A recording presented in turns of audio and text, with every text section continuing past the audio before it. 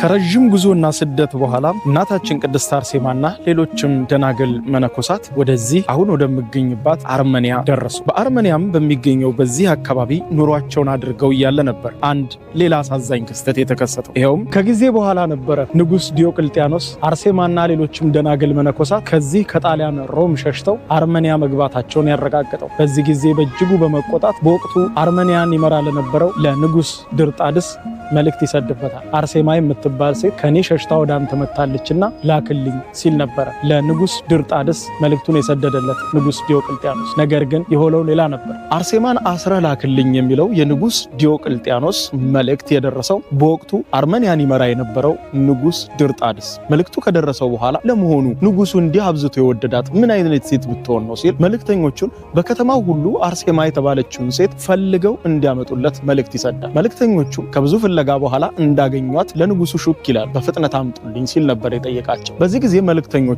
አርሴማን በመያዝ ለንጉስ ድርጣድስ ፊት ለፊት አቀረቧት። ባያት ጊዜ ይላል ታሪኩ። ባያት ጊዜ ንጉስ ድርጣድስም ለመጀመሪያ ጊዜ እንደተመለከታት በውበቷ ተማረከ። በዚህም ልክ እንደ ንጉስ ዲዮቅልጥያኖስ ሁሉ የአግቢን ጥያቄ ለአርሴማ ያቀርብላታል። በዚህ ጊዜ እሷም በድንግልና መቆየት፣ በክርስትና ሕይወቷ መጽናትና በገዳም ሕይወቷ እስከ ዘላለም መቆየት እንደምትፈልግ ገለጸችለት። እርሱ ደግሞ በጣዖት የሚያመልክና በወቅቱ የነበሩ ክርስቲያኖችንም የማይወድ እጅግ በርካታ ክርስቲያኖችንም ያስገደለ ንጉስ ነበረ ንጉስ ድርጣድስ። በዚህ ጊዜ ከፍተኛ ቁጣን አሰማ። እሷ ግን በተደጋጋሚ እንደማታገባው ንግስናውንም ሌላውንም ክብርና ሞገስንም ዓለምንም ጭምር እንደማትፈልግ እየገለጸች አረጋገጠችለት። በዚህ ጊዜ ተቆጣ። እንዲገርፏት እንዲያሰቃዩት አደረገ። በዚህ ሁሉ መከራ መሃል ግን የኔን ጥያቄ እሺ ብላ ትቀበላለች ብሎ አስቦ ነበር። ነገር ግን የሆነው በተቃራኒ ነው። አርሴማ በእንቢታዋ ጸናች። ብዙ ክርስቲያኖች ላይ የደረሰ መከራም እንድታይ ተደረገች። በዚያ እንደምታልፍም ቢገለጽላትም ነገር ግን እሷ በዓለም ላይ የሚያጓጓት ነገር እንደሌለ፣ ንግስናም ሆነ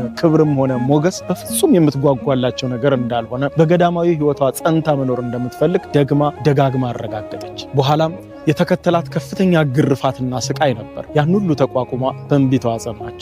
በኋላም ንጉስ ድርጣድስ ዓይኗን እንዲያወጡት ትእዛዝ ሰጠ። ያም ተፈጻሚ ሆነ። ነገር ግን ይህ ሁሉ መከራ የአርሴማን ሐሳብ የሚቀይር አልነበረም። ስለዚህም አሁን በሚገኝባት በዚህ የቅድስት አርሴማ ቤተክርስቲያን በተገነባባት ቦታ ላይ ከብዙ ግርፋት፣ ከብዙ መከራ፣ ከብዙ ስቃይ፣ ከብዙ እንግልት በኋላ በእንቢታዋና በክርስትናዋ የጸናችው እናታችን ቅድስት አርሴማ አርመኒያ ውስጥ አሁን በሚገኝበት በዚህ ቦታ ላይ ለዋና ከተማዋ የረቫን ቅርብ በሆነ ቦታ ላይ የመጨረሻ የሰማዕትነቷን ጉዞ የጨረሰችው እዚህ ቦታ ላይ ነበር።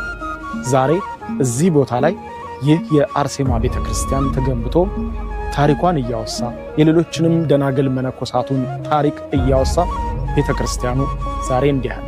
አሁን የምገኝባት ይህች አርመኒያ የክርስቲያኖች ሀገር በመባል ትታወቃለች። ምክንያቱም ለመጀመሪያ ጊዜ በመንግስትም ደረጃ በሀገርም ደረጃ ይፋዊ የክርስትና እምነት የታወጀባት እንዲሁም እንደ ሀገር ለመጀመሪያ ጊዜ የክርስትና ሃይማኖት የተቀበለች ሀገር ናት። ይህንን ያደረገውና በመንግስት ደረጃ ሃይማኖቱ እንዲታወጅና የክርስትና እምነትም የህዝቡ ሁሉ ሃይማኖት እንዲሆን ያወጀው ማን ነው የሚለው ነበር አስገራሚ ጥያቄ። ራሱ አርሴማን ያስገደላት ንጉስ ድርጣድስ ነበር። ታሪኩ እንደዚህ ነው። ንጉስ ድርጣድስ አርሴማን ካስገደለ በኋላ በህይወቱ ተቀበዝባዥ ሆነ ይላል ታሪኩ። ተቀበዝባዥ ሆነ። እጅግ በከፍተኛ ሁኔታ በመንፈስ ጭንቀት የሚታወክ ጀመረ። ታዲያ ከዚህ በኋላ ነበረ አንድ በክርስትና ሃይማኖቱ በመጽናቱ እንዲሁ በዚሁ በንጉስ ድርጣድስ ሞት የተፈረደበትና ምግብ እንዳይሰጠው የተከለከለ አንድ እስረኛ ጸልዮ ስላዳነው ነበረ በትክክልም የክርስትና እምነትን የተቀበለ። በክርስትና እምነቱ የጸና እጅግ ጸሎተኛ የሆነው ይህንን በእስር ቤት የነበረ ሰውን የንጉስ ድርጣድስ ሚስት ባለቤቴ ንጉስ ድርጣድስ በመንፈስ ጭንቀት እየታወከ ነው፣ ተቀበዝባዥ ሆኗል፣ ብቻውን ማውራት እንደ እብድ ያደርገውም ጀምሯል፣ እባክህ ጸልይለት በማለት ነበር የጠየቀችው። በዚህም ጊዜ ይህ ምስኪን ሰው ይጸልይለታል። ከጸሎቱም ብዛት እግዚአብሔር ለድርጣድስ ምህረትን ሰጠ። ታዲያ ይህንን ተከትሎ ነበር ድርጣድስ በስተመጨረሻ ሙሉ አርመኒያ የክርስትና እምነት ተከታይ እንድትሆን በአዋጅ ያወጀው። ዛሬ አሁን በሚገኝባት በዚች በአርመኒያ ውስጥ እጅግ በርካታ አብያተ ክርስቲያናት ይገኛሉ። አብዛኞቹም የክርስትና እምነት ተከታዮች ናቸው። ይህ አሁን የማስጎበኛችሁ ደግሞ ከኋላ የምትመለከቱት የቅድስት አርሴማ ቤተክርስቲያን ነው። ቅድስት አርሴማ እንደነገርኳችሁ በእኛ ሀገር አርሴማ ተብላ ስትታወቅ በዚህ በአርመኒያና በሌሎቹ ዓለማት ደግሞ ሄርፕሲም የሚባል መጠሪያ አላት። እስኪ ይህንን ታሪካዊ ቤተክርስቲያን ላሳያችሁ። ተባረኩኝ ጠራኝ ጸሎቷ ልሳለማት ልሂድ ከቤቷ ፍቅሯ ልዩ ነው ደግነቷ እናት አርሴማ ሰማዕቷ። በነገራችን ላይ እስከ ዛሬ ድረስ የቅድስት አርሴማ ስዕሎች ተብለው በተለያዩ አካባቢዎች ላይ ሲሳሉ የምታያቸው ስዕሎች የቅድስት አርሴማ ሳይሆኑ አብዛኞቹ የቅድስት ባርባራ፣ የቅድስት ኬሪያኬ፣ የቅድስት ሉሲያና የሌሎችም የደናግል መነኮሳት ሰማዕታት ስዕል ነው የቅድስት አርሴማ እየተባለ በተለይም የቅድስት ሉሲያና የቅድስት ባርባራ እየተባለ ይወሰዳል። ትክክለኛው ስዕል ይሄ ነው። ምክንያቱም ትርጉም አለው። ራሱ ንግስናን ረግጣ ነው። እንደምታዩት በደንብ ይታያቸዋል። አላቅም ንግስናን ረግጠው አክሊሉን ረግጠው ከዛ የሰማዕትነት አክሊል ከሰማይ ሲመጣላት በስዕሉ ይታያል እና በትክክልም ስዕሉ የአርሴማ ስዕል ሲሳል በትክክል እንደዚህ ነው የሚሳለው። ይህ ቤተ መቅደሱ ነው አሁን ያለሁበት። ተባረኩኝ ጠራኝ ጸሎቷ ልሳለማት ልሂድ ከቤቷ ፍቅሯ ልዩ ነው ደግነቷ እናት አርሴማ ሰማዕቷ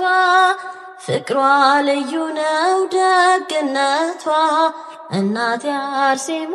ይህ እዚህ ከጀርባ የምትመለከቱት ስዕል ደግሞ የእናታችን ቅድስት አርሴማ እናትና አባት ቅዱስ ቴዎድሮስና ቅድስት አትናሲያ ስዕል ነው እንደምታዩት እዚህ ጋር። እና ደግሞ ቤተክርስቲያን ውስጥ ከዚህ በኩል ትመጡና በዚች ቀጭን ዋሻ አለች። በዋሻዋ ደግሞ ወደ ታች ትገባላችሁ። በጣም ታሪካዊ ጥንታዊ ቤተክርስቲያን ነው እንደነገርኳችሁ። ጽኑ ሰማዕት የእምነት አርበኛ አርሴማ ነይ ነይ ወደኛ ጽኑ ሰማዕት። እዚህ ጋር የምትመለከቱት ደግሞ የቅድስት አርሴማ እዚህ ቤተክርስቲያን ውስጥ ከስር አንደርግራውንድ ላይ ስትገቡ ነው ይህንን የምታገኙት። በዋሻው አልፋችሁ እንግዲህ የቅድስት አርሴማ ይሄ መቃብሯ ነው እንደምታዩት።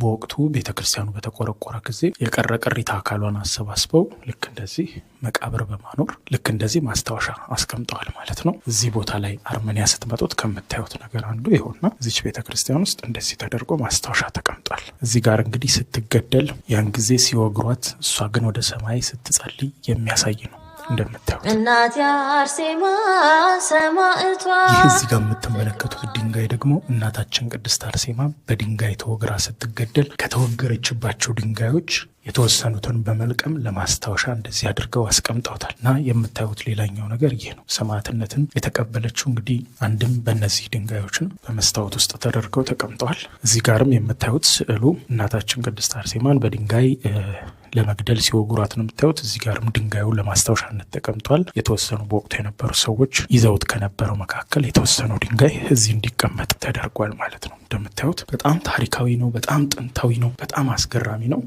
በእውነት እጅግ በጣም ደስታ ተሰምቶኛል። እግዚአብሔር ይመስገን። እዚህ ቦታ ላይ ራሴ ማግኘት ለኔ በጣም በጣም ትልቅ ነገር ነው። ጽኑ ሰማዕት የእምነት አርበኛ አርሴማ ነይ ነይ ወደኛ ጽኑ ሰማዕት የእምነት አርበኛ አርሴማ። እንግዲህ ይህንን ይመስላል ክቡራን ተመልካቾቼ። እዚህ ቦታ ላይ ተገኝቼ ከአንድም ሁለት ሀገር ረግጬ የእናታችን ቅድስት አርሴማን ታሪክ እንዲህ ባለ መልኩ ስላቀረብኩላችሁ እጅግ ደስ ብሎኛል። እንዲሁም በህይወት ዘመኔ እመኘው የነበረውንና እንዲሁም ይህንን ታሪካዊና ጥንታዊ የሆነ